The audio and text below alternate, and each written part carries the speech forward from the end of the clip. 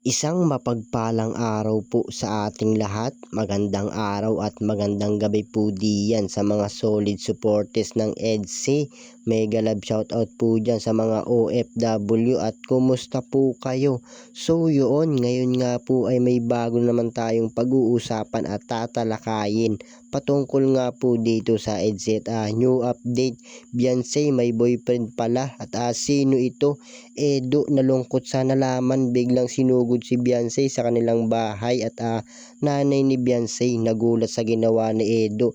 So sabay-sabay po nating alamin ngayong gabi mga kalingap. Pero bago po yan, kung bago ka pa lang sa aking munting YouTube channel, palike, share and subscribe na rin po at wag nyo na rin pong kalimutang i-click ang notification bell para updated po lagi kayo sa mga videos ko at paalala rin po bago po tayo magbigay ng ating mga opinion at komento, tapusin po muna natin ang video para alam po natin ang ating i-comment mga kalingap at suportahan din po natin ang mag-ama na matubang at napakaganda nga naman po ng pinapakita nila sa atin at pagbibigay saya at tulong sa ating mga kababayan.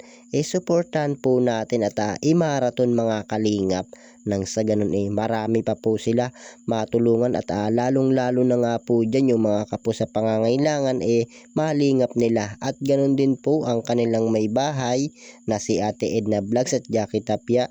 Huwag po sana tayo magsasawang sumuporta mga kalingap. At so yun, new update, Beyonce may boyfriend pala. Sino ito? At Edo nalungkot sa nalaman patungkol kay Beyonce at biglang sinugod si Beyonce sa kanilang bahay at nanay ni Beyonce nagulat sa ginawa ni Edo. So sabay-sabay po nating alamin mga kalingap. Pero bago po yan maibang dako po muna tayo mga kalingap. Pag-usapan po muna natin ang EDC at Papa Eds po natin.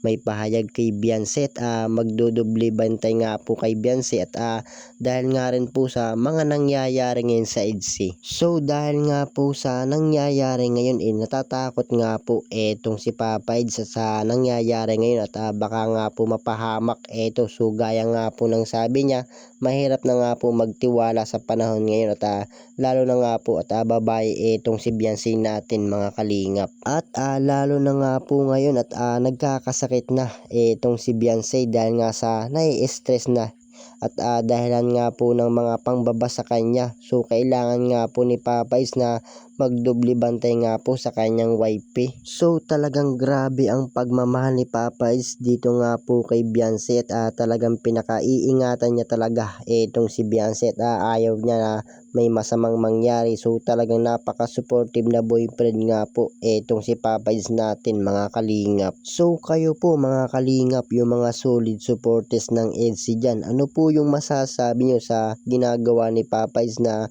pagsuporta bilang boyfriend? Ano po yung masasabi nyo mga kalingap? So para sa akin napakaganda nga naman po ng pinaplano ni Papa is na bantayan itong si Beyonce at lalo na nga po sa panahon ngayon mahirap na at kailangan nga po magdoble ingat nga po itong si Beyonce natin mga kalingap. At so yun, balik na nga po tayo dito sa ating topic ngayong gabi. New update, Beyonce may boyfriend pala. Sino ito? At Edo nalungkot sa nalaman patungkol kay Beyonce at biglang sinugod si Beyonce sa kanilang bahay dahil dito at nanay ni Beyonce nagulat sa ginawa ni Edo.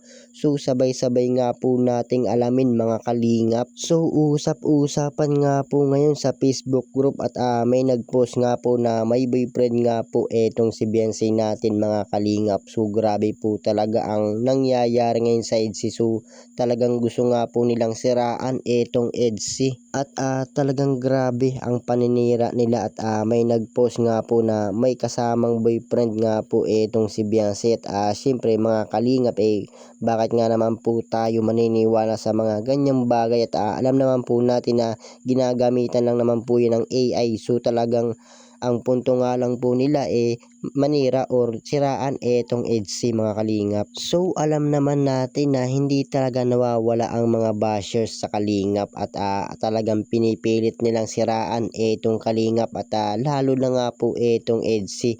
So hindi po dapat tayo basta-basta maniwala sa mga ganyang bagay mga kalingap. So kayo po, ano po yung masasabi nyo patungkol nga po dito sa kumakalat na issue patungkol nga po kay Beyonce at gusto nga pong buwagin ang EDSI. So ano po yung masasabi nyo mga kalingap at i-comment nyo na lang po kung ano po yung gusto nyong iparating sa EDSI mga kalingap.